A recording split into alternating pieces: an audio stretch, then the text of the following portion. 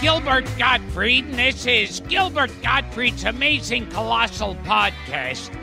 And today, I went with my co-host, Frank Santopadre, to the famous Friars Club, where we interviewed one of the great character actors of his generation, Danny Aiello. He was in Moonstruck, Radio Days, Oscar-nominated for Do the Right Thing. He played Jack Ruby, and for some reason he kept punching me. An entertaining, raw, brutally honest interview. Listen for yourself. Hi, this is Gilbert Gottfried, and I'm here with my co-host Frank Santopadre, and this is Gilbert Gottfried's Amazing Colossal podcast. And on today's show, we have one of my favorite actors, a man who's been in The Godfather, Do the Right Thing, and Moonstruck. Once Upon a Time in America. The list goes on. Academy Award.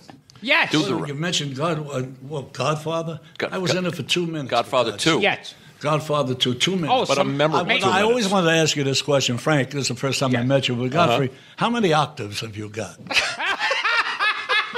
You have a level of voice. I don't know if I should start at that level. Can I start beneath that? Because I'll be screaming like a son of a bitch. But I love you. That's you, baby. Anyway, continue on. The resume is not necessary. Now, what do you ever pray in church for forgiveness for making Hudson Hawk? You know, that's an interesting comedian. You can get this from He goes comedians. right for the jugular. Let me tell you what Hudson Hawk has done. It is one of the biggest cult movies ever on television. Do you know that? No. It was ahead of its time. Let me tell you, I'm raw footage. I'm with Brian Gumbel. We're in Italy, in Rome, and he asked me this question, similar to yours. Danny, what do you think of this picture? I said, Brian, I don't know. He said, is it a comedy? I said, if it is, I have no idea. I said, I haven't been able to decide my own mind, and this is God's truth. I told Brian. However, it was ahead of its time. Sandra Bernhardt was in it, Richard Grant. There were some wonderful people in the movie. David Caruso, who's not the greatest talent in the world, but Les Moonves loves him. He's a poser. David's there. Hey, did I ever say your name in the introduction? No, you didn't. David Caruso's... Anyway, it's Danny Aiello. David Caruso's got an Italian name and he poses. Is he a poser, Lou? He got the glasses that I established in Della Ventura. I'm sorry I brought him up. No, I love him. He's a good... He's not an actor, but he's a good guy. He's a poser. I'm glad we said who we're talking to. Yes, Danny Aiello. Oh, God. Welcome, Danny. I'm going to get in trouble here. I know that. But that's what you want, isn't it? Tell us, yes. Yes, go ahead. Tell us some people you hate in the business, please. Well, people I don't like, I wouldn't say hate. There's a guy like Marty Scorsese, a guy like Joe Pesci. I have difficulty with those people because I never did a Marty Scorsese movie. No. I was up for 8 of them. Now, keep in mind, when he was doing some of his hottest things, I was one of the hottest actors in the country at the time. I was on stage doing Knockout. So it was always curious to me why I wasn't in any of his movies. I know why in my own mind, and if I was to state it to anyone else, they would say, that's sour grapes. So one day I went over to him and I said, someone asked me, we were in Cannes, and a reporter said to me, Mr. Aiello, how come you never worked with Marty Scorsese? I said, maybe you should ask him that question. He said, well, I did. And I said, what did he say? He said, he didn't feel that you were right for what he was doing. And I looked at the guy and I said, what was I, too tall? What is he, 5 foot tall? I'm 6'3", so it went over big, even in Cannes, so to speak. But that's the only conversation I have about him. He's a great director, as you well know, so I resented the fact I never worked with him because he was doing strokes that were quite brilliant in many of his movies. And certainly I thought that I should have been in those movies. Well, never say never, Dan. No, it's over. Yeah. What he did was, I did another movie. It's interesting. 8 movies I was up for, he never saw me. Now, I set up a deal with Raging Bull, Bobby De Niro and I submitted the script to him. It was given to me by someone else to give to him. Bobby agreed to do it. So Bobby always felt somewhat obligated to give me a part in that movie. Now, keep in mind, I didn't need a part. I didn't need a part in the movie because at the time, I was quite hot. They called me up. This is the only time Marty called me up. Bobby was sitting to his right. They're both looking at me, and I'm curious why they gave me a meeting in an office. Bobby's my friend. He's like a brother to me at the time.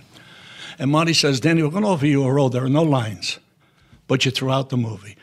I said to him, I thought I was more advanced in my business to accept such a role. I got up, very little talk, and I said, thank you, and I left. And that was when the animosity between us had begun. And just the other day, Brian Hamill, one of the great still photographers who does all Woody's movies, and he's one of my dearest friends. And I said to him the other day, why do you think Marty disliked me? And he always, whenever he saw me on the street, he would walk on the other side. At the Academy Awards, he saw me walking down the stairs, he'd go the other way. Why? I said, why does he do that? Why? He said, Danny, are you crazy? Don't you know what you did? I said, what? We were walking into Sardi's one day, and you saw him sitting with a group of guys, and you said, you midget little motherfucker. And Marty went under the table. I said, I did that, but it's possible that I did do that because I was so upset as to what he had done with me. So that's Brian Hamill's story. And we just found this out the other day. I didn't know it. You've started the first celebrity feud on the Gilbert Gottfried podcast. I can beat the shit out of any one of them. I'm 6'3". I hit them one shot, I'll knock them on their ass.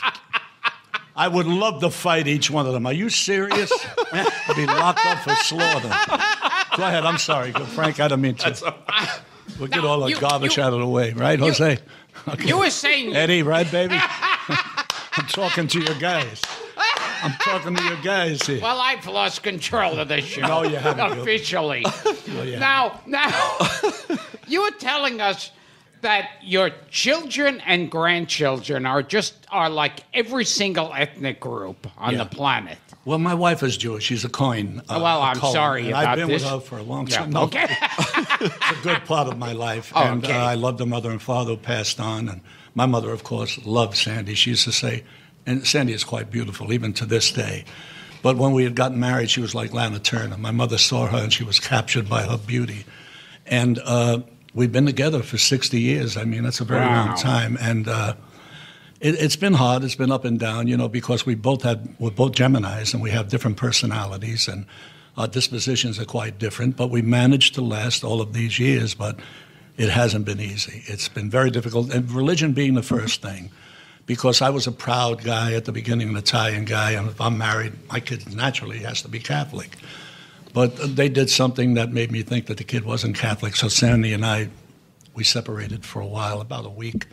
It wasn't really a separation because we both lived in the same building. We were separated by a few floors. 1461 Boston Road. She went to her mother who lived across the and I lived here.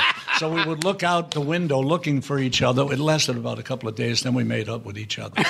It was difficult, but I had 11 grandchildren, and they are Catholics, they are Jewish. There's a mixture. Whatever they wanted, they did. No one was, committed to any particular language. I'm a firm believer that your environment will dictate what your children will become. I truly believe that. And I lived basically in a Jewish neighborhood at the time on Boston Road and Wilkins Avenue, so Jewish would have been the thing because 3/4 of the people I hung out with were Jewish guys. But then as time went on, they hung out in Catholic neighborhoods, my sons, and they became Catholics because of everyone going to church, everyone going to catechism, and they do what they do. So religion, to me, wasn't anything that devastated us. At the beginning, it did because there was a sense of pride for her as well as me. We always had the argument, the Jewish, it goes over the women. I said, yeah, but the Catholics, it's the men. No, Jewish, the women, no, Catholic, the men. That's what we're doing constantly. But it was great, and we went on through all of those hurdles, and we made it to where we are. But still, there's a lot of ups and downs, And this brings us back. I just recently watched you here at the Friars Club. You were doing a reading of The Shoemaker. Written by Susan Charlotte, yes. Yeah, and which I thought you were terrific in. Well, I've done it. Maybe I was good in it because I had done it on the stage. We did it as an off-Broadway show, 27 performances. It was a limited performance, sold out every night. And it was a great, it was about the Holocaust, and it was also about 9/11. And it was very difficult for me to do the most emotional play I've ever done in my life. And at the time, my son Danny had passed away of pancreatic cancer. You know, Danny was one of the great stunt coordinators, and he was 53 when he passed away. I worked with him. Yeah, he's a great kid. He was a great kid. I'm very proud of that. And so I went through a very emotional period. So the play, to me, when doing a reading, it was almost as if the things I was doing on stage, I was doing at that reading, only there was no movement. But, of course, the girl was great. Angelica. She's the daughter. Rip Torn's and Geraldine Page's Wow. Angelica Page. Angelica Page. Good genes. She was sensational, Frank, she was. And you know what was fascinating to me? In the Friars Club, the most you can hope for is someone doesn't run every 5 minutes to the bathroom because... Well, the average age here is and I'll deceased. tell you, I don't give a shit how old they are. If I'm performing, they go to the bathroom, I address it. I said, where the hell are you going? You're not coming back in. Am I lying, Louis? I said, you walk out, you're not coming back in. Carry a little bucket with your pee somewhere, but don't leave while I'm... And no one left. No one went out of that room. And I said to them at the end of the Q&A, I said, this is unbelievable at the Friars Club where people... They're used to walking out. There's no problem. They don't apologize. They get up like they're like on the street somewhere. They're going for Coca-Cola. They don't give a shit. They get up. They don't care if you're doing Gone with the Wind. It's the most serious. They get up and they walk out like nothing's happening on the stage. It's a Friars Club. I love it. They're setting there. Yes, that's just one way to put it. And you were saying the reason that you wanted to play a Jew. Get even with all the goddamn Jewish guys that played Italian. F. Murray Abraham, all of them. Jimmy Kahn. I'm going to tell you something now. Jimmy's my boy. Murray Abraham's an Arab. Let me ask you something. How did the stereotypical things start with Italians, characters? Let's use The Sopranos and many of those, I never heard that language in my life, people speaking like that, okay? But let's explore it just a little bit, and I don't want to offend anyone because that's not my intention. I'm talking about historical facts. Yes. You ever hear Paul Muni? Sure, of course. Yeah. I was a fugitive from a chain gang. Okay. Yiddish theater. Okay. Paul Muni, the first Al Capone, Paul Muni. Okay. The next Al Capone, Public Enemy, Edward G. Robinson. Yiddish theater. Okay. The next one, what's the next one, Louis? Lee J. Cobb. Lee J. Cobb. Yiddish theater, Al Capone. Wait, let's keep going. I gave you Edward G. Rod Steiger. Oh, yes. All of these, the formulation of stereotypical Italians began with these. Listen, there were no Italians acting then because if you had an Italian name, there was Equality Gianelli, a B actor who was beautiful, a Mediterranean accent. He didn't speak like, none of that. But his way of speaking certainly wasn't interesting enough to give him a wise guy part. So the big guys that got the part were the Jewish actors. And now, the Italian guys today who are doing, they should check themselves out and realize that all of this was formulated as a result of the Jewish theater. They have established a way of speaking for all these morons who say, forget about it. So I want to kill when they do that. I'm an Italian who never does that in any of my movies. I don't care how creepy my character was, how much Italian. You will never hear me say, forget about it. Dumb bastards. So the Italian actors are imitating Jews, right? when I did Ruby, the guy who killed Oswald, Jacob Rubinstein. Yes, right? And I played him in a way where I felt what I knew about Jewish guys, and there was no real accent anywhere. Yeah. You know, and I played him the way I thought he should be played, but the point I made, I was doing it for comedic reasons. I wanted all of them. I said it for the New York Times. I said, I want to get even with all those Jewish guys who have been doing these Italians. And that was the reason I loved it. And I won the Academy Award for something called Lieberman in Love, a Jewish guy. It was only a 35, 40-minute film, but it was a short film, but I won the Academy Award with that. Christine Lottie directed it. As a Jewish guy. I want you to know that. I never played a Puerto Rican yet. Again, I can never say never. So what do you think of James Caan? I love Jimmy. Jimmy, and Jimmy's great. But the thing that happened with him, The Godfather, as you well know. Yes. Godfather 1, 2, and everything. In 2 he was killed, wasn't he? No, he pops up in 2 as a memory. He's in the flashback. He pops in the memory. The part that Jimmy got, just so you know the history of it, I want to give you a little historical facts for you to impart it to your people that are listening. How many are listening? Your family? Just the people in this room. His Jose's family? Jose. Eddie, any of your family are listening? All right, so we got about 15 people. Yeah. Where was I? On a good night. No, I heard you're number one, kid. That's what I heard. Well. And I'm not here because of that. I agreed to do your show before I knew you were number 1, 2, 3, or 4. Jimmy Kahn had a different role. Okay. The role of Sonny Corleone was being done by Carmine Caridi. I know. Yes. Okay, now we celebrate at the Improv. I was at the Improv, a non-actor at the time, trying to find my way. I didn't know what I was doing. Once in a while, I'd MC up there with Bud Friedman, gave me the job. But he recognized my talent. You were a bouncer at the Improv. We should point out a little backstory. I was a bouncer. Said, how many are you and all that crap. I didn't know it because I lost my job as a union president with Greyhound as a result of the walkout strike. I was the youngest president in the country at that particular time. I represented people in Montreal, New York, Chicago, everywhere, as they represent for drivers, ticket agents, porters, red caps, everything. And I was trying to become an actor, so I found the Improv. He gave me a job as a bouncer, and I was observing. I never wanted to be a comedian or a monologist because that was beyond anything I could do. I thought I wasn't equipped to do that. But I observed. Carmine used to come in. He was the only notable actor who would walk in and people would recognize as an actor. Very few actors came into the Improv. Lots of comedians. Richie Pryor, just all of them. Rodney Dangerfield, all hung out. He comes in one day. Now, I used to, when the show was over, at 3 o'clock in the morning, I'd get up and I'd read from a book, The Godfather, and I would be impersonating Sonny Corleone. I would do the monologues that he had. Because I myself, who was not an actor, I was trying to prove to myself I can do this part. And I could have, there's no question about it. Carmine walks in one day and says, I got the part of Sonny Corleone. He addresses it to all of us. Carmine was one of my best friends. I wanted to cry, laugh, scream, because my buddy is going to play the major part, because all of us knew the major part, because all of us read the book. We know what Sonny Corleone was, mercurial, sexy, everything that a star would eventually become as a result of this part. 2 weeks go by, and we get a call. He hasn't got the part. And all of us were in there when he addressed it. He had the role. He got paid for the role, everything. And they said that they changed it around because Al became Michael, Jimmy became Sonny, and who was the other guy, Louis? Because they felt that he was too tall. He was 6'4", Carmine, to be Sonny Corleone. Now, Jimmy Kahn was about 5'10", much smaller, so height had a lot to do with it, and connection had a lot to do with it, but it was the biggest heartbreak in your life that you can imagine. Not only Carmine, he dealt with it like a champ. He was a goddamn champ. He's my hero. I would have died. I wouldn't have run into a room for 365 days and cried my eyes out to have the possibility of a role like that given to me. It's sound. You got it. The contracts are signed. It's your role, the biggest role.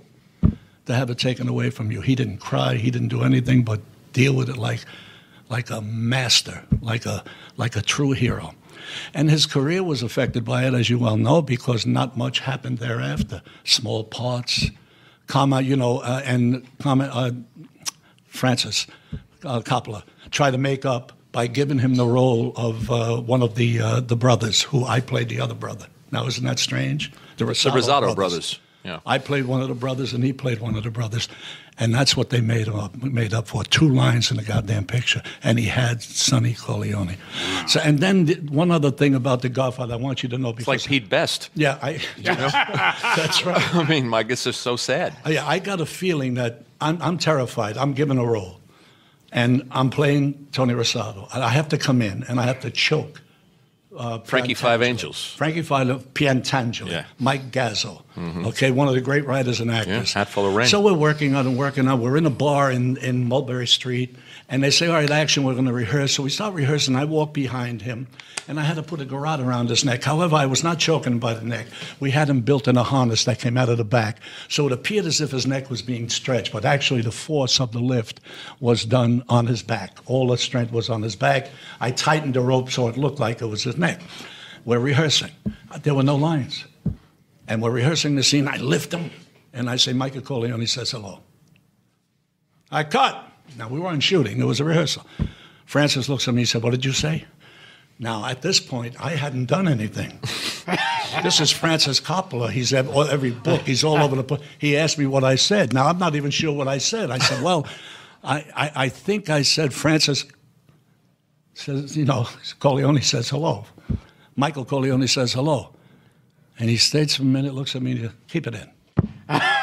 Line was never written. You had your I line. developed the line. That's great. Wasn't there? And it's a big question on, if you check the internet anywhere, everyone asks that question, where did it come from?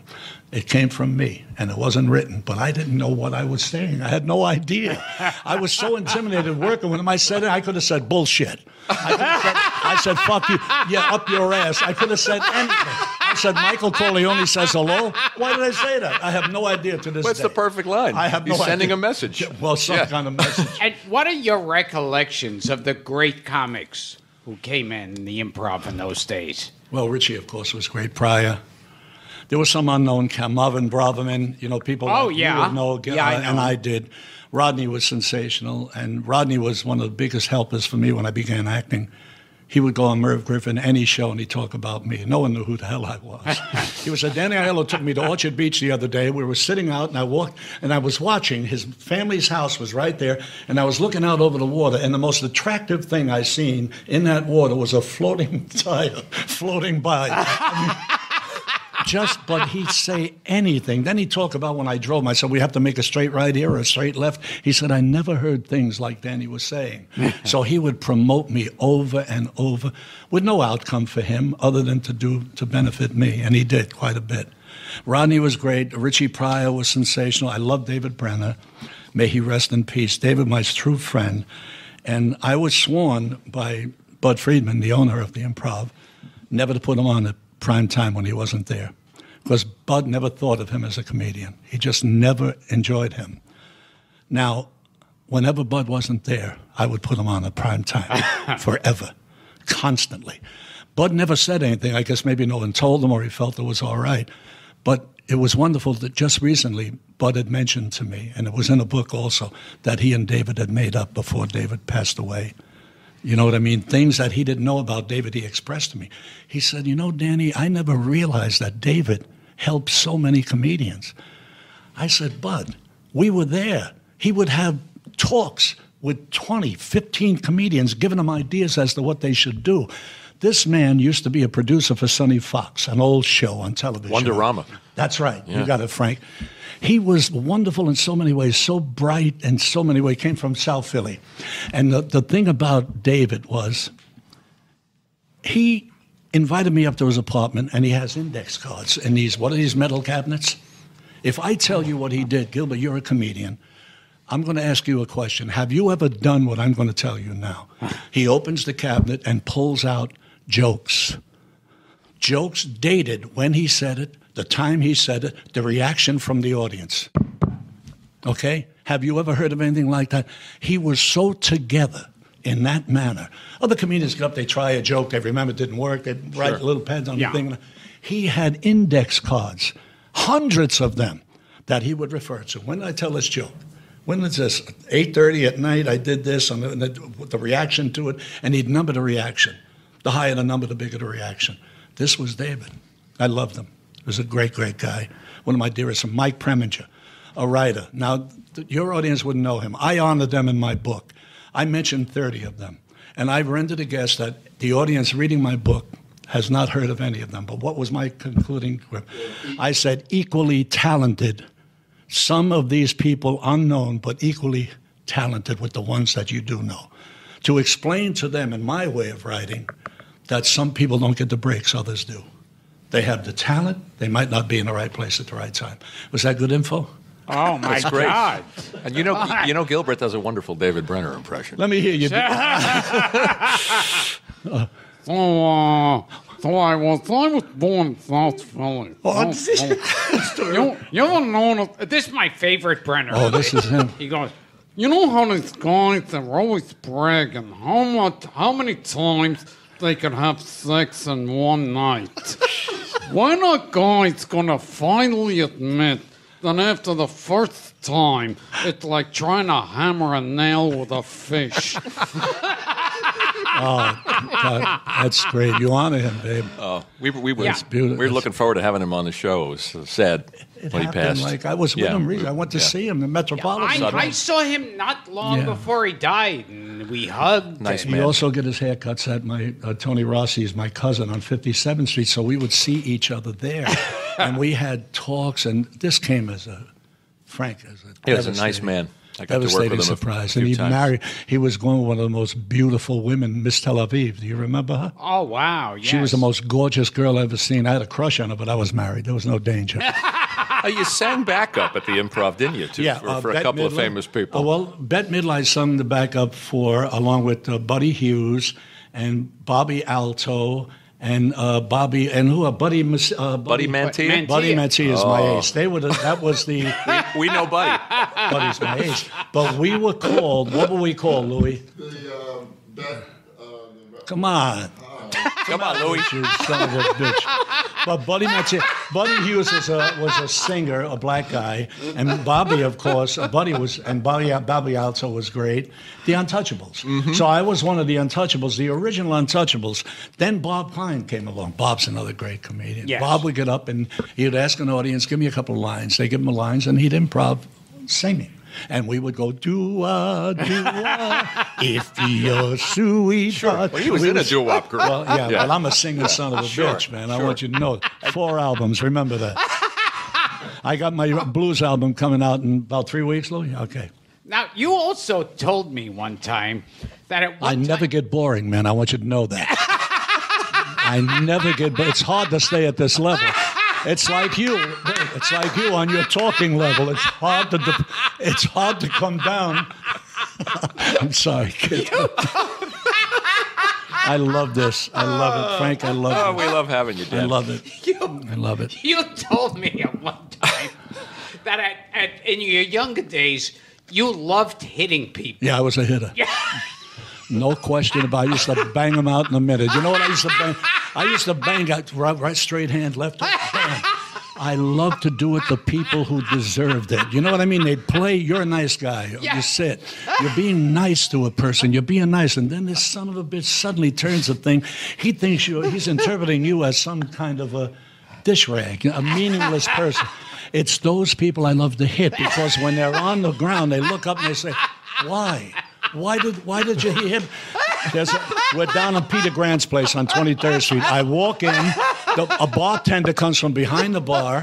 He comes and starts choking me. This is me, Danny Aiello. I'm a young, vigorous. He's choking me. I knocked him out with one shot. Now listen to this. Tony Conforti picks him up, takes him into the bedroom. Tony was my associate. He was great. Takes him into the bedroom, and the guy, his name was Larry. He said, "What did I do? What happened?" He said, "Danny knocked you out." "What? Knocked me out? Why? What did I do?" He said, "You were choking him." He said, "I was auditioning. I wanted him to see what an actor I was." He was trying to be one of the Rosado I am brothers. telling you, it's God's truth. This is what happened. It never happened to me again. Didn't you smack around the wrong guy at the Improv one night? Doug Ireland. Doug Ireland was he weighed about 450 pounds. He was the mayor's pet. Now, you know the woman with the big hat? Mayor Lindsay. No, he was with... Right. Oh, Bella Abzug. yes, Bella Abzug. yes. This was her press guy.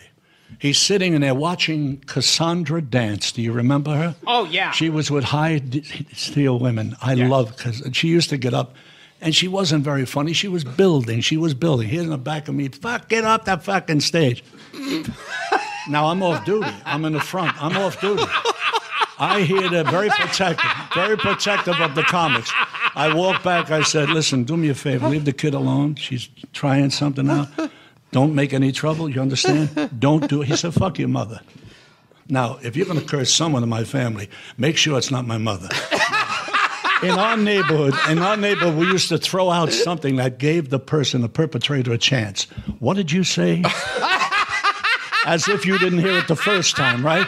And the guy said, "Your mama," and before he got it out, I hit him with a right hand. He goes right through the table. Through the table. The table. And, okay, now Bud Friedman, "What are you doing? They're going to close me. That's Mayor Lindsay's people." I said, "That son of a bitch deserved it." He was cursing her and so forth. Bud gave me 2-week vacation with pay. It would never close down. Monocle fell That off. was the guy I smoked the shit out of. Who saw that? Brian Hamill said he walked in and saw it. Wow. It's the only guy. There was one other guy. Jimmy Walker. You remember Jimmy Dynamite Walker? Jimmy was cool. I used to drive him home at the Grand Concourse. Dynamite. Him and Marvin Braverman asked to drive. I was the only guy with a car. I couldn't even afford gas. And he was paying me $190 a week. 3 children, then 4, right? Jimmy, I used to drive home every night. There's a guy by the name of Price. That's all I'll say. He was an actor's studio, black dude. He comes up and he's tearing apart verbally Jimmy. So I look at him and I say, why don't you leave him alone, man? And he told, listen to this. And he calls me, he said, fuck you, you white devil. He says to me, a devil. So I said something to him like, yeah, well, fuck you too, and Jimmy's standing there, right? He throws a kick at me. Obviously, he was a karate guy. Now, I remember exactly where he was standing. Now, who's there? Bud Friedman's there. You know the door where the stage was, you walk in? Yes. Bud walks out and he sees this happen. Guy throws a kick, hits my lip. Black polish on my lip. I mean, just the tip. He didn't mean it. He wanted to kick my teeth out. I parry, take the pop. Beam! Goes out like a goddamn light. Bud runs out and says, get out of here, get out of here. And here's what bothers me the most. This is what bothers me. I looked at Jimmy, and I got the feeling he resented that I hit a black guy. And you were defending him. I was defending. To this day, you got to understand, I love Jimmy. I love him. I just got the feeling he thought because if it was a white guy, it would have been more acceptable. But this was a black dude. He was an actor, studio actor. And I hit him a shot. He went, look, I jabbed him. And he threw the kick at me. I slipped. Bang. I ever tell you about the fight on the George Washington Bridge? I don't think so. Considering we just met. This is in the book. I shouldn't be telling them. What's the name of the book? Well, the book is called I Only Know Who I Am When I Am Somebody Else. My wife, Sandy, Stacy, and I are in a car. It's a big Cadillac. We're driving from New Jersey. Oh, I think you may have told me this story. We have New Jersey. I'm looking for a house out there with my wife. We're driving back to the city. We come up against a car with 3 women and a guy driving. Pretty big guy. I couldn't tell how big, but he was driving at the time. Suddenly, we're all moving to go to the towboat to get first. He won't let me go. He just keeps moving, agitating. If I moved a little, he'd do this. You know something was going on. So he's laughing and so forth. Now, Sandy knows me. She said, please, Danny, don't get out. Now, my daughter, no, don't get out of the car. So I stay in the car, okay? The guy throws a cigarette at the window where my wife is sitting. Now I'm trying to get out of the car. She's screaming. My daughter's screaming, Daddy, please don't get out. I hold myself. Now we push up a little bit. We go into single file. Wouldn't you know it that we go into double file again, starting on the bridge. There's a lot of traffic. He pulls up next to us again, container of coffee, throws it on the hood of the car, and takes off. This is God's truth. I'm saying, fuck, and I go after him. They're screaming, my wife is screaming. We're racing across the bridge, racing, okay? He's about 20 feet in front of me, slams on the brakes in front of me. I slam on the brakes, maybe 5 feet between us. We both get out of the car. I'm in trouble because I got a leather jacket on, and I had my glasses on. I had to take them off. So as I come out, he throws a kick. I parry the kick. I hit him right. He hits the decal of my cab and goes over on the thing. I jump on him and I'm pummeling him. He's about 6'3", 180 pounds, 28 years old. That's what it turns out he was. And I'm banging him and banging him and banging him. So a guy who jumps out of his car pulls out and says, stop it, you're going to kill him. You're going to kill him. So I leave him there and I start walking back and I see my wife and kid. We're sitting at the bridge. The girls start calling my wife a whore. You rich people are all the same. Big Cadillac, big shit. This is what they're talking now. The Cadillac was a rented car because I was doing Knockout at the time on Broadway. The rental car was Bill Sargent, my producer who got me the car. So we go back and we're sitting there in the middle of the bridge. I'm like this and I'm saying, something's going to happen here. Someone's going to say something. When we get home, I'm going to call the police. So I go home, and we're living at 238th Street in the Bronx. I call up the transit police. They get on the phone. Yeah, we had this report. We have a criminal complaint against you. I said, against who? Well, Danny Aiello. Danny Aiello. I said, who said what? Well, they said that you assaulted them. I assaulted them, boom, boom, and so forth. So I said, how'd they know my name? How did you know my name? They said, well, they put it in the criminal thing. I said, how could they know my name? It was a rental car, not to my name. It was given to me, so obviously it was them thinking there was a case. Danny Aiello, I'm starring on Broadway. Yeah. This is it. All right, so I had to go to court, okay?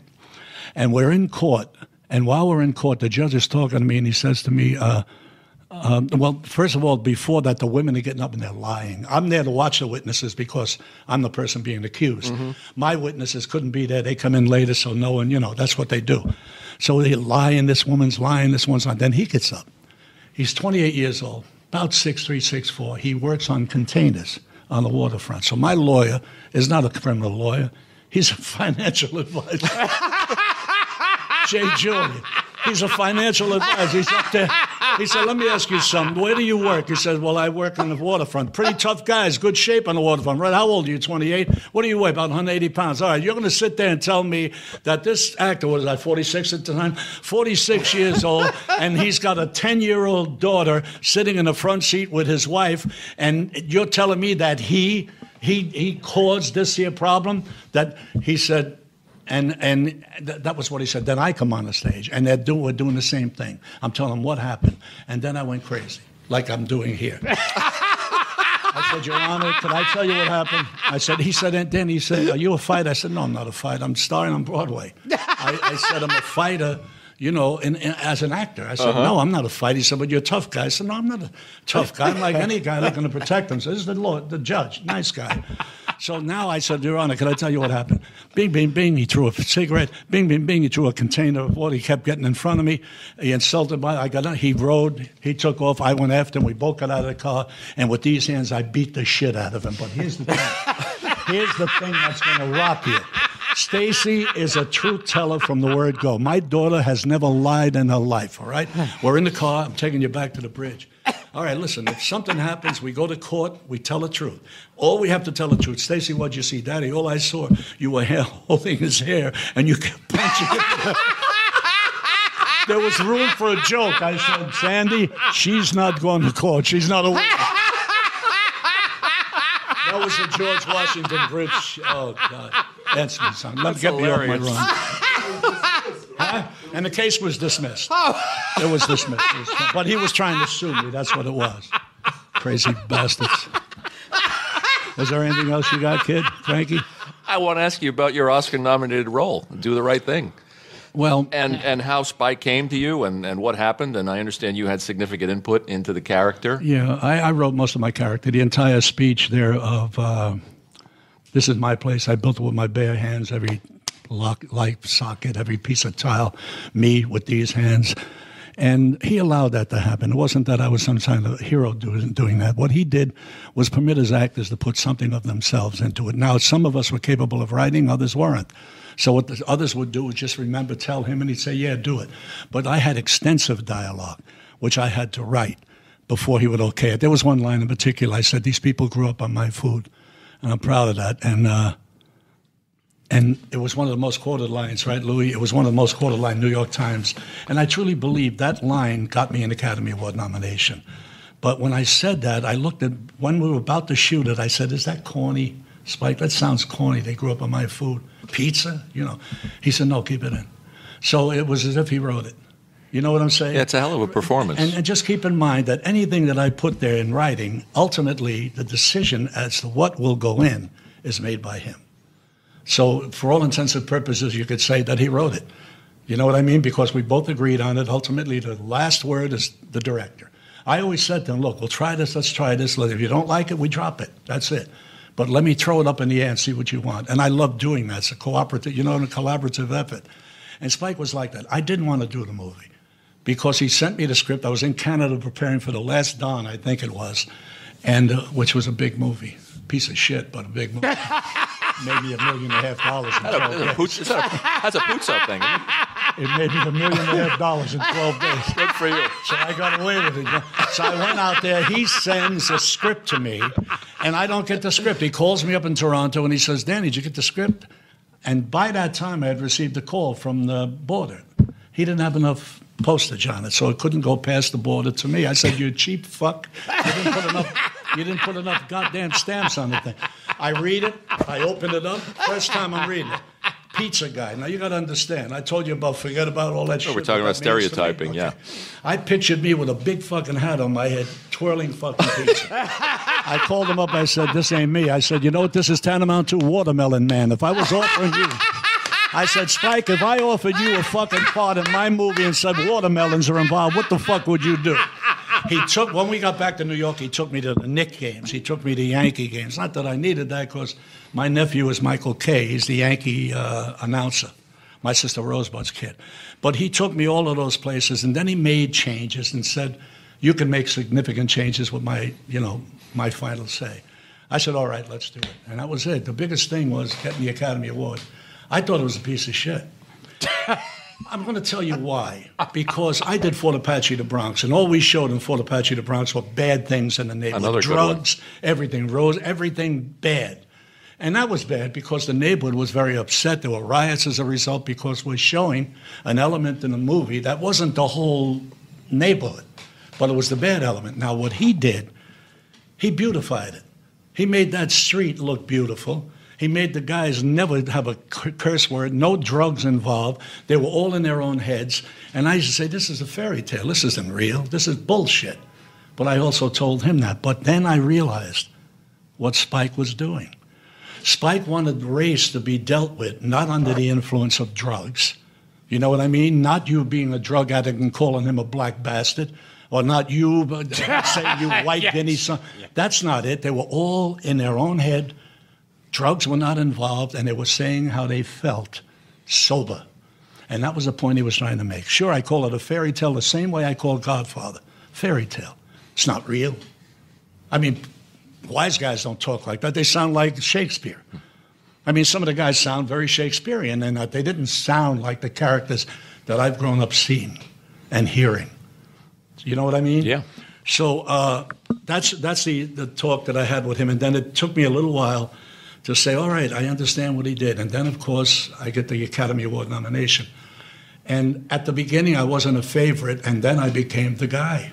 I was the favorite to win. Everyone thought I was going to win. Everybody, every newscaster, Ebert, that you should win, you should have been best actor. And then she gets on the stage, Gina Davis, and said, and the winner is, at least it started with a D. I got a slight heart. I have one exactly. Excuse my language, but it was Denzel Washington. Right. And a tribute to Denzel. Denzel was questioned by a reporter after the event, and the first thing the reporter said, did you feel you were going to win? And what he said, his response made me feel pretty good. He said, I thought Danny Aiello was going to win. That meant a lot to me. That's But nice. I promise you, Frank and Gilbert, I promise you, I didn't go there thinking I was going to win. I haven't been that lucky in my life. A lot of shit that I've earned in my life, I earned. I didn't have connections when I did parts. The parts that I won awards for were parts that anyone could have done. I mean, I didn't get the major, the MGM, Warner Brothers, all the huge goddamn. I didn't get a huge studio guy behind me. I slipped in there. Something happened, Godfather, this thing, Do the Right Thing. Bobby was asked to do it. He refused. He suggested somebody else, and I was like the third or fourth choice. And then they say the reason that the thing won the stuff that it won was because of Danny. I don't say that's true, but I do say to you that I never had the break. With Marty Scorsese working with all the things, that's why I'm down on him so much, not to allow me to be a part of a painting that he's stroking. To be a part of what he is doing. Personally, I told you what I feel about him. But creatively, the man is a great director. How could I say anything else? When you're sitting at the Academy Awards, does it occur to you at any point, this is a long way from the MTA? When you read my book, you're going to see. The interesting opening to my book is, here I am, writing my book with a satellite 18,000 miles above me, guiding my car. And I'm reading, and who am I doing the book with? Siri. I wrote the whole fucking book with Siri. Of course, she misspelled a lot of words. Right. She didn't know what I was saying. But, she does misspell a lot, and I don't particularly like her accent. But the bitch was with me for the whole goddamn book. But what I'm saying, remember, I started out as a kid, kerosene lamps in my house, coal stoves, keeping the house warm, Okay, we lived in railroad flats on West 68th Street. The way, unfortunately, a lot of people still are living today. No father. My mother legally blind, later in life, not at that particular time. Sick kid, sick, celiac. I had also eczema. I was hospitalized constantly, was left back in school, demanded to be sat in the back because when they sit me in the front, I was a little skinny kid, and people made fun of me. When I sat, I don't want to say this because all this people saying, oh, you're brutalizing this. In a way, I was verbally done. You know, I was always a tough kid, but when it came to my diseases, I would rip myself apart. Mama had to put gloves on me to go to sleep at night, or socks on my hands, because I would rip gouges in me because of eczema. I would sit in the front, and I always had the feeling that they were all laughing in back of me, that they were making, you know, look at him, he's so disgusting. So that's what I grew up with. But sports saved my life because I was an outstanding ball player. So when I played ball, stickball, whatever the fuck it was in the street, I kicked ass. I don't give a shit how sick I was. But when I played ball, all of that was undressed, wasn't even there. But the moment the sport was over, I went home, gloves on my hands, and all that shit come back to me. To this day, I got hit with it again, Louis, right? I got an attack of it just recently. But fortunately, you don't scratch as much. But your story is inspiring. I mean, look what you came from. I love people to be inspired by it because I was a baggage man at Greyhound. And I've heard you do the bus reads, the stations. May I have your attention, please? Platform number 3, a coach for Philadelphia, Chester, Wilmington, Silver, Seaford, Lowell, Salisbury, Princess Anne, Pocomoke City, Kiptabeek Beach, Little Creek, and Norfolk. This coach connects in Jersey City for Newark, Mount Clair, Denville, Dover, Bud Lake, Hackettstown, Stroudsburg, Mount Pocono, Tobyhanna, Scranton, Wilkes-Barre, Clark, Summit, Nicholson, Halstead, Great Bend, Binghamton, Cortland, Ithaca, Geneva, Canandaigua, Pittston, Towanda, Waverly, Elmira, Corning, Bath, Batavia, Hornell, Mount Morris, and Buffalo. That's incredible. That to me was... Tell him, am I reading anything? No. Nothing at all. No, That was all by heart. All by on the top of your Son head. of a bitch, I'm jumping out the goddamn window after that. That was amazing. Yeah, it is. That happened to be David, the big guy on the Today Show, Letterman's favorite bit. Whenever I go on the show, he asks me to do that. I hate to repeat it, but he loves to hear it. It's great. Yeah. Oh, what do you remember about working with Paul Newman? Oh, what a great guy. What a great man. When I'm shooting, I was relatively new then, and I was intimidated. The fact I didn't show it, but I went to my camper because I lived in a building where I threw the kid off. We should tell people you played a racist cop in Fort Apache. I played a racist cop in Martin, and did a lot for my career, Fort Apache, the Bronx, and Paul Newman was the star of it. Kenny Wall played the young... Ed Asner's in it. It's a terrific picture. Yeah. Picture was really good. Sully Boyer, I don't know if you remember Sully Boyer. He come from Actors Studio. He's a great guy. Paul Gleason. I did a sitcom with Paul in L.A. I love Paul. Yeah. But Newman, I'm sure we don't even know each other. We had a lot of scenes together, and I'm shooting a scene, and he's off camera. I'm on. So the scene involves Paul and I, but at one time it's my close. So he's expected to sit there and do lines with me. While I'm doing lines, he's sticking his finger in his nose. He's doing this. He's doing this, picking shit with his mouth, doing all crazy things. So naturally, when we reversed the camera, he developed for me a pair of balls. So I did the same thing to him. I stick him but he was such a great guy. Ate a lot of popcorn, was a beer drinker. We used to go out to Fort Emerald quite a bit, the Italian neighborhood, and eat at Angelo's up there. And what's fascinated me about Paul, I really think he had eczema like I did, or something similar, because I went into the camper once and I saw him, which I've never done in life, and I thought I was going to recently do it. He puts his face in ice water. Because he used to get the red blotches, and I never asked him that question. Fascinating. But he used to put his face in ice water. And I remember that vividly, and I remember the popcorn, which I love, beer, which I don't drink. You know, I don't drink anything, but no drugs. I'm going to tell you something. Let me see how you buy this, you two. Okay. You know how many parts I lost in movies because of drugs? I never did them. You hear what I'm saying to you? Yeah. You understand what I'm saying to you? Draw your own conclusions. I never did drugs in my life, not pot, not heroin, not cocaine, nothing. And I'll tell you why. A Spanish friend of mine, Bay Domini, a great artist, A kid, the age of 16, died of an overdose. I didn't know what the fucking overdose of drugs was. Heroin. The suspicion I got, I used to go to his house. We lived in the same building. You ready for this? Every time I went, another piece of furniture was gone. Drapes were gone. I didn't know what was happening. He was unloading his house. He was buying, selling his mother's entire apartment piece by piece to support his drugs. Soon after that, he dies. I was so crippled by that it stayed with me all my life. So it wasn't that I'm so pure. I had a tremendous fright of what that shit can do to you. Because I give an example. You don't have to be a sick fuck to play a sick fuck. You understand? Listen what I'm saying to you. If you're going to play a sick fuck, too many of our kids think you got to get whacked out. You got to drink. No, acting is about fucking imagination. So you were never a method guy? Never. Well, I'm a method guy. Yeah, method with stuff that... Method does not mean you got to use the shit that's being used for that character. You can use a reasonable facsimile. Mm-hmm. And in this case, I used powder in Hurly Burly, which won me the Best Actor Award. Me and Sean Penn were in it in California. I got it for a drug addict, a crazy bastard. And if you saw pictures of me in that, you would have thought I was stoned. I'm saying to you, you can do that without being assisted by drugs. And it kills me. Jimmy Hayden.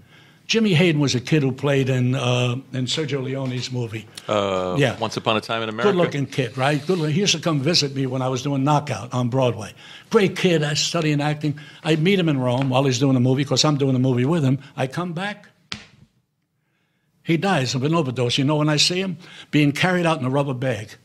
This is Jimmy, a wonderful kid. Drugs. He was a drug addict. And that day, he was with Al Pacino on Broadway doing, what was it, Buffalo? Yeah, American Buffalo. And they gave him a standing ovation that night when he got off the stage, and he goes back to his house and he dies.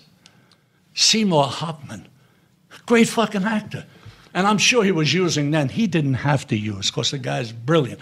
You don't have to use to be great. You don't have to rip off your fucking hair like gold to be a great painter. He just happened to rip his fucking ear off. You know what I'm saying? You don't have to. And I plead with people, you don't. And I say to kids, what bothers me about trying to kill drugs is that they generally get people who are drug addicts to come in and talk to the kids. Now, any kid with sense would say, well, shit, this guy's a star in the New York Jets. He did drugs and he kicked it. I'm going to try drugs and kick it like he did. I think the guys that should be teaching or instructing are guys who never did drugs, who became famous in certain fields, as ball players, as actors. That's it. That's how I feel about that shit. But I hate drugs, but that's my character. Does he look like a guy who never used drugs? We're looking at a picture of Danny. I won Best Actor for Drama. Wow. Now, I remember working with your sons on some horrible TV show. Right. And one of they were both stuntmen. No, Ricky was an actor, but they both worked as stunts. Yeah. Danny used to get work for Ricky. And one of them, he was like 6'4" and barrel-chested, Yeah. and he was my stuntman. That's you had to believe. All of a sudden, I grew enormous. I was this giant Italian guy. Right. Oh, God. But I remember them saying to me that when they would come home at night, you used to say to them, "Get over here. Get over here. I want to smell your breath." Yeah, I used to do that a lot in my house. I had terrible memory. My son who died, I used to worry about him. He was such a weak child. He was just a beautiful little blonde-headed kid, never got in trouble. And I knew. We went to church one day, and I stopped going to church as a result. We're sitting in the front pew. The incense comes out. Danny passes out. I thought he died. In my arms, I never saw my kid pass out, and he faded. I run out of the church with my screaming at the top of my lungs. I'm running down Southern Boulevard under the L. That's where we lived then, near Stebbins Avenue. And I'm screaming, my son, and he comes about. And then I'm there when he actually dies. And it reminded me of the time he didn't. But I knew that day when he came about and came, fresh, and he didn't die, I knew that I had to watch him for the rest of my life. I just knew it. Every time he was doing something, when he was doing a stunt, I would be in terrible pain. He'd jump off a roof, glide something on a cable, maybe 18 floors up. I couldn't handle it. Ricky never did those things. Ricky would get in the car. Danny would give him easy jobs. But Danny was a coordinator. You had to do everything. But he started as a stuntman, meaning you did everything. Then, of course, he coordinated and he assigned people the work. And he always used to say things like, Dad, we're not daredevils. We're not kamikazes. We're stunt people. We plan. We're careful. You know what I mean? He took great pride in no one getting hurt when he was with him. And this happened because Vic McNaughton, who did Fort Apache the Bronx, was Danny's mentor. He taught him everything that's when Danny first started, Fort Apache the Bronx. And Vic McNaughton, who was the stunt coordinator, did the next movie. I think it was with, I can't remember his name. He went off the pier at 40-something Street into the water. Someone else was supposed to do the stunt. He didn't show up. He did it. Windshield, came back, broke his neck. He died. And Danny was in the water with the other water people just standing there, you know. So I figure after that happened, they all seemed to be more careful with what they were doing, you know. It's terrible. Vic McNaughton, great guy. I love them, too. So many people passed, man. So many good people. But I don't want to get off on the down. We got to do something up. Well, We got to do something up. Well, you said your son would do a lot of your stunt work. Yeah, you Danny. said. Well, we're at 57, so we're doing Hudson Hawk, your favorite movie. Yeah. you know, there's a great scene in that movie when you guys are doing. I don't want to interrupt you. When you guys are committing the heist and you're both singing "Swinging on a shit, Star," I'm singing it's it. a great scene. Are you kidding? I'm knocking. What would you rather, swing on a star, carry moonbeams? The movie has great moments. It has great moments, and like I told you, it's a cult hit. 57th Street, 57th Street, 39 flights up or thereabout. Danny and Bruce's stuntman going across a cable. Cable might have been about 30 feet long. They had to go from one building to the next.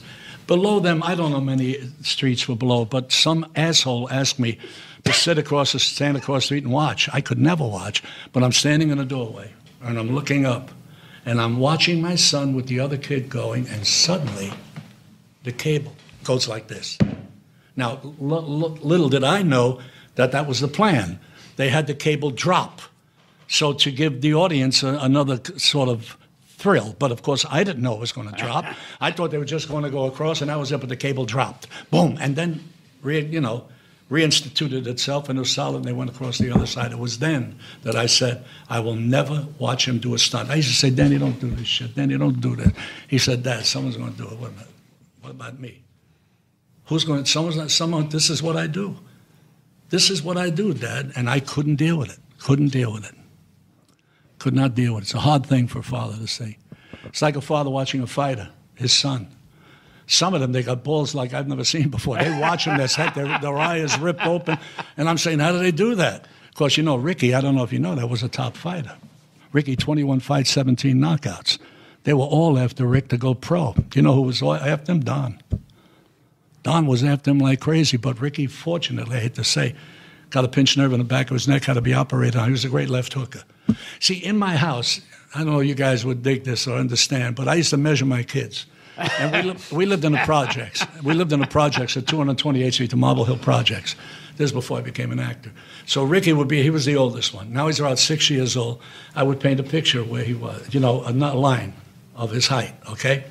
So as we went on, it went a little higher and a little higher. But you know what I did? That room was the kitchen, dining room, and the family room, all connected. But this one wall, this one thing, was where I measured them and where he learned to throw a left hook. Now, you got to know how to throw a left hook. I mean, a left hook is not a fairy punch. Your whole body, when you hit a guy with a left hook, you're hitting with your ass, everything. Bam! You see this? You see your hands? Watch your hands. You see your hand, right hand, so you see that punch coming. You don't see left. Bam! Like that. Ricky, from 6 to 12. He had a great hook. He used to shake the 5-story building. I wish we had video. That's how hard he hit. Left hooker. I was crazy over left hooks. Now, I have to ask you something that just popped in my head. Is this me? Now. Thanks, man. Yeah, buddy. I remember one time my sister, who's a photographer, took your picture, and you said to her, "You've got that urge, that Jewish urge." Did I say Yes, yeah. What is that Jewish urge? It might have been something I learned from my wife. What from her? Because my wife has a lot of urges, and she's Jewish. Could that have been it? I can't picture myself saying that. I really can't. Gilbert, but it might have been something I'm reflecting, from my wife. Sandy has urges you haven't seen. Can I ask you about my fiance's favorite movie, about Moonstruck? Yeah, Moonstruck. You're so funny in it. Johnny Camerari. Piece of shit. You didn't like that one either? When I did that, I was ashamed. I was ashamed to let my mother see it. Are you serious? I played a major wimp in that movie. Oh, yeah. But you're so funny. I looked at the director, Norman Jewison. I said, Norman, this is the worst. He said, are you kidding? It's the best. I said, Norman, please. I don't even want to see this movie. But I must admit that it did everything for me. Well, I always laugh at the fact that there's hardly any Italians in the film. I know. That's true. There's a Russian actor. She was, and that was a Greek accent. Olympia Dukakis never stole Greek Italian actor, to me. Written by an Irishman That's and right. directed by a Jewish dude from Canada. Norman Jewison. Great director. Right, but you're Italian, and Nick Cage is Italian, and the great Vincent Gardenia. Vincent said to me one day, my first movie, a baseball movie, I'm doing Bang the Drum Slowly. Great movie. Eddie, you guys got to hear this. You got to hear this, kid. I'm in the corner. I don't know about acting. What do I know? I never studied. That's your first movie? Yeah. I never went to a instructor. I never went to acting studio, none of this shit. I had no idea. I'm sitting in the corner. I had a couple of lines, maybe 3 lines. Vinny walks over and said, what's the matter, kid? What's wrong? Something wrong? I said, well, Mr. Gardenia, my problem is this is my first movie. And, I have a few lines, and I'm not quite sure how I want to say them. I know that if I do this and I do it the way I'm thinking, it's going to be on the screen. Now, if I see the movie 50 times, if I suck, I'm going to suck 50 times. I said, so it frightens me. So he looks at me and he says, don't worry, kid, you're probably never going to work again anyway. That's true. I swear to Almighty God. That's fantastic. Vinny is up there looking down. Louis, did he say that?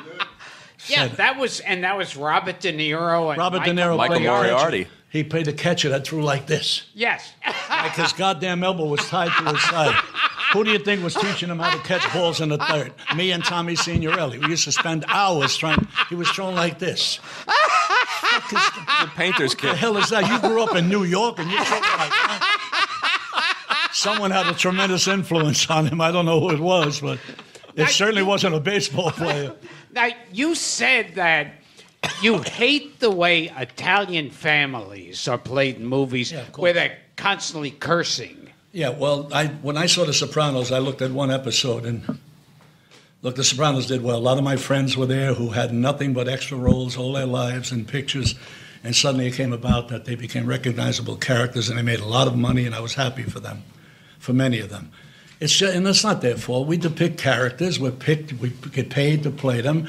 And I understand people play the way David Price or whatever the hell his name is, the director? I forget, Chase. Mm-hmm. What bothered me is a kid comes in, he's smoking dope in front of his father and mother. That's something we don't need, because that's not true. Now, it may very well be true today. In modern society, a kid can smoke pot. Maybe the mother's doing it with him. I don't know. But I lived in the dirtiest of neighborhoods. I lived in neighborhoods where people couldn't pay the rent. When we couldn't pay the rent, we moved to another place that would accept a few dollars for us to go in. You understand? In 1 month, I moved 13 times from Stebbins Avenue to Boston Road. We were poor. We had shit. But the one thing we never did was disrespect anyone. Now, I didn't have a father. My mother was there. Smoking dope, saying hell in front of my mother, doesn't happen. Now, you may think I'm a dinosaur. I wish there were more like me. Because it drives me friggin' crazy when I see the shit that they're showing on television. I'm sitting there dating naked. Why don't this president wake his ass up and say, stop this shit. Stop this garbage on television. I'm talking garbage. People naked, dating naked. What is this? What the hell have we come to? Why do you think Arabs hate us, man? Gilbert, there goes your shot at dating naked. Why do you think Why do you think they hate us? Why? They hate us because of our style of living and what we're watching. They don't want their families to watch that shit. They have ways that they believe in, religious or what have. Look, fuck terrorists, I know that. I'm talking about people. They don't want this shit in their home. We're in our home. We sit down. I'm watching someone naked on the goddamn screen of my grandchild. It's all bullshit. It's crazy. I think the president should come out and say, stop all this shit. Stop it. Call it what you will, but stop what's happening. Sorry, kid. That's all right, buddy. You love that cover? I do. That's a major cover, babe. Real quick, before we wrap it up, Gilbert and I are JFK assassination buffs. Can we ask you a little bit about Ruby? Yeah, well, my opinion differs from the movie itself, but yeah, you can. I mean, what kind of research did you do? What did you learn about Jack Ruby? It's interesting, that question, because it usually brings about not a satisfying answer. Milton Berle and Jerry Vale gave me all I had to know. Really? I wanted to know about Ruby. So Milton said to me, he used to have shirts in the back of his car, silk shirts. Jerry Vale backed him up on it at a different time. He would give them shirts because they performed. They went to his place. At the Carousel Club? Yeah, and the women loved him. The women that worked for him loved him, okay? That's what I wanted to know about the guy. Now, Roger Ebert said, Danny, terrific, but he was too nice a guy to play him. Now, keep in mind, I really played him with Jewish prayers for the death. Now, John Mackenzie, who directed it, pulled out the prayer I said at gravesite, which upset me tremendously because Ruby loved JFK, loved him, sat shiva with his sister. He was not married, and his sister wasn't either, sitting on milk boxes in her apartment, sitting shiva for the man they thought was the greatest for Jewish people. They thought that he was the savior of the Jewish people, okay? I gave you that scenario, okay? I found out how much the women loved him and how much he loved working for the women. But remember, it's a shit business. It's a garbage can business. Wise guys come there, just like wise guys came to Cafe Columbus, right, kid? Yes, I remember that. All right? Chuck Rose comes over to me one day, DEA chief. He comes over to me and says, Danny, I'm not the only one in here tonight carrying a gun. Every wise guy in the world was there. Just like all of a sudden these asshole writers are putting things out like this Ruby's place was any different than any other place. Here's what I got. He acted alone. I'm talking about Oswald. I'll never believe anything different, but I have no information other than my feeling. Mm-hmm. He acted alone, I believe. And I also believe in the final result that the Warren Commission came down with. I don't think it was a prejudiced group of people. They were both Republicans and Democrats making that decision after having all the information in front of them. They came down with it. The only thing that happened is we started to get the revisionists. We started to get, I won't name them to give them any glory, the assholes who said, oh, this happened. There are always those conspiracy guys. I'm not saying you're not one of them. You might be, but you didn't write a book. I used to be, but I changed my mind. Okay, but you didn't write a book. There are other guys who made a living. Their whole life became that. It was a cottage industry. Right. Well, I can understand that. I'm not saying, but what's his name, that director? Oliver Stone. Oliver Stone, when that said his story was true, at least we said that there are things in it that are true, and there are things that are not true. And if you're doing a factual account of something, but you enter into that factual account some untruths, then the whole thing is not true. You follow what I mean? Yes. You cannot use facts and then enhance those. I'm not going to fight you. Well, no, you can't embellish facts. You can't embellish facts with untruths. See, you can't do it. What the audience he said his thing was true. His is true. That's what the audience doesn't see is how many times Danny has hit me during the They're all love taps. That's why we're not safe. They're all love taps. What is that, Louis? Now, can you please tell us the name of your book? It's called I Only Know Who I Am When I Am Somebody Else. The book will be out October 7th at Simon & Schuster Gallery Books. May I say it's a hot book. You know something? If it doesn't sell one, I wrote the book that I wanted to write. I said the things I wanted to say. The wonderful thing is I had trouble. There was great difficulty, and the difficulty is remembering. Now, you can remember 10 years, 20 years. I was asked to remember my first Christmas, that I remember having a tree. I was 6 years old. So I went to sleep at night thinking, what am I going to remember when I was 6? Something popped. Then something else popped. Then something else popped. And before you know it, I was 6 years old. I was remembering things that happened in my life when I was 6 years old. The first Christmas, my sister Helen went out and robbed a tree. That's the first time we had. She robbed a tree. We didn't know it. There were trees on the street, okay? You know what we decorated our trees with? I want to pass this on to you. Bottle caps, painted bottle caps with shoestrings tied to it, okay? Oh, you made your own garland. Okay, let me tell you what else. You know these socks that you have? You know what socks we use? Worn socks that we wore. put candies in them. That's what my mother did. Okay? These are the things that we use to decorate a tree. It looked more like a Hanukkah bush than a tree because Hanukkah bushes, who knows, with things to come, you know. I married a Jewish girl, but it's more appropriate. But I'm just saying some of the things I remember, but I'll say this, Frank, in closing. It is the most difficult thing I would have ever done in my life. It damn near assassinated me. The emotional level that you're on and you can't get off. Of course, when you go to sleep, you figure, I'm going to go to sleep, and then you sleep and you wake up a half hour later with an idea. And you don't want to just write it down, because I'm not that way. I'll write it down, do it in the morning. I have to cover it then. Right then, I have to do it. This went on for 91,000 words. 93,000 God bless words. You. And it's been reduced to that. It's been reduced somewhat because of all the editing, which I did much of it. 350 pages now, right, Louis, which is fine. And pictures, you know, some. I didn't care about the pictures. But there's something I want to tell you. I want to see how both you and Frank think about this, and your wife, of course. Paul Mazursky was a dear friend of mine who just recently passed away. I hope that Paul was going to write the foreword for my book. Sadly, he died, so I decided not to have one. Okay. Now, remember, foreword is people complimenting you. I didn't need any of that shit. You know, I went through life without compliments and with some, so I didn't need that. But that's all that's there. That and a picture that he sent to me, big picture of him there, me here, and it said, "To Danny, who loves you, Paul Mazursky." And after I put in what I put in, on the bottom it says, "To Paul, who loves you, Danny Aiello." That's the foreword. And what's the name of the book? One more time. I only know who I am when I am somebody else. And just to cap that, I don't know who the hell I am. I don't even know what to say. You have any music coming up, too? Anything we should know about? Because you're also a singer. Well, I'm a badass singer, man. I want to know that you've sung with the Boston Pops. Some of Boston Pops. But we have two. I wish the hell we had the music to show to let them hear. But we have something called blues now. It's called... The title of my book is called I Only Know Who I Am When I Am Somebody Else. That's the title of the song. And the other song is a video which I've done called, it's about age. It's about forgetfulness. It's about no memory. It's called This River, where a man has nothing and he goes and he sits by the river and he drinks and he remembers what he was and what he's turning out to be.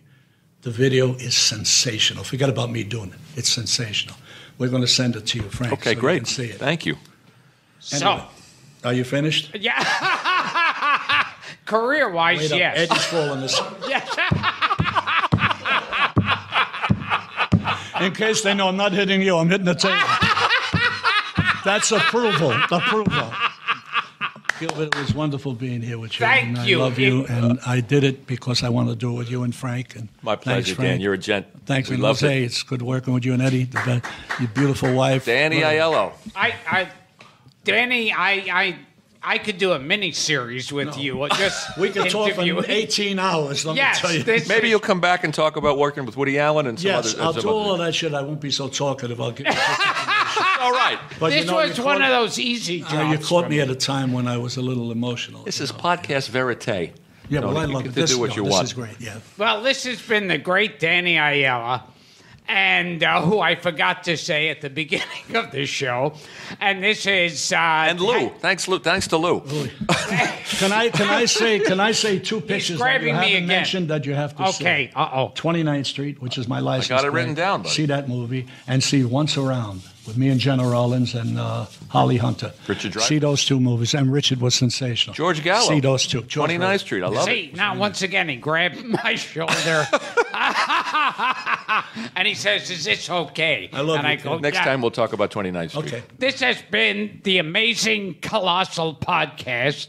I'm Gilbert Gottfried, here with my co-host Frank Santopadre, and having a great time with Danny Aiello.